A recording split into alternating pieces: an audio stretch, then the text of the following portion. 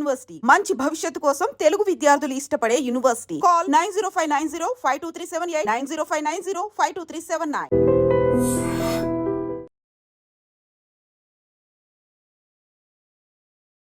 ఆదిలాబాద్ జిల్లాలో భయానక ఘటన.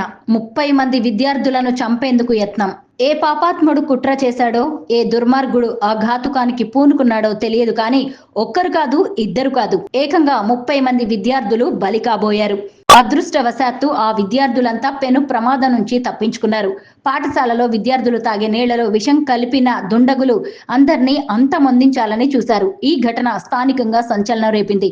ఎక్కడ జరిగిందా దారుణం, ఇప్పుడు చూద్దాం.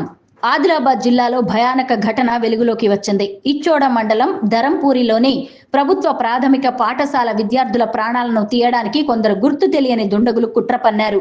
దాదాపు 30 మంది పిల్లలను హతమార్చాలని చూశారు. ఇందుకోసం పాఠశాలలోని నీటి ట్యాంకులో పురుగుల మందు కలిపారు. మధ్యాహ్న భోజనం వండే పాత్రలపై కూడా విషం చెల్లారు. అయితే పాఠశాల సిబ్బంది వెంటనే గుర్తించడంతో పెద్ద ప్రమాదం తప్పింది. ధర్మపురిలోని ప్రభుత్వ ప్రాథమిక పాఠశాలలో 30 మంది పిల్లలు చదువుకుంటున్నారు. అయితే పిల్లల్ని చంపేందుకు కొందరు దుర్మార్గులు విష ప్రయోగం చేశారు. విద్యార్థులు తాగే నీటి ట్యాంకులో దుండగులు పురుగుల మందు కలిపారు.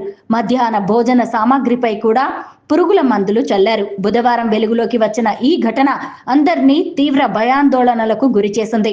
పాఠశాలకు వరుసగా 3 రోజులు సెలవులు రావడంతో పాఠశాలలోని వంట గదికి సిబ్బంది తాళాలు వేసి వెళ్లిపోయారు. సెలవుల అనంతరం పాఠశాలకు వచ్చిన సిబ్బంది వంట చేసే పాత్రలు కడిగేందుకు సిద్ధమయ్యారు. ఈ సమయంలో దుర్వాసన నురగలు వచ్చాయి. ఏంటా అని చాలాసేపు పరిశీలించారు. చూస్తే పురుగుల మందు వాసన వలె ఉండడంతో అందరూ అప్రమత్తమయ్యారు. ఈ విషయాన్ని పాఠశాల హెడ్ మాస్టర్ సిబ్బందికి చెప్పారు.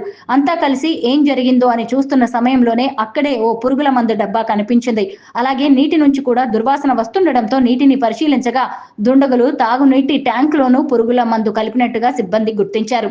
దీంతో అప్రమత్తమైన పాఠశాల సిబ్బంది విద్యార్థులను తాగునీటి కుళాయిల వైపు వెళ్లకుండా చూశారు. మధ్యాహ్న భోజనం వండలేదు.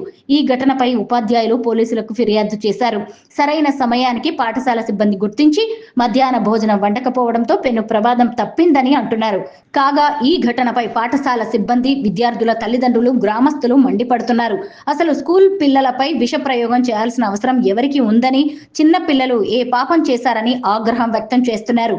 చూద్దాం పోలీసులు ఏం చేస్తున్నారో, ఆ పాపాత్ములు ఎవరని తేలుస్తారో. ఏది ఏమైనా ఈ ఘటన గ్రామమంతా ఉలిక్కి పడేలా చేసింది. రాష్ట్ర వ్యాప్తంగా తీవ్ర చర్చనీయాంశమైంది.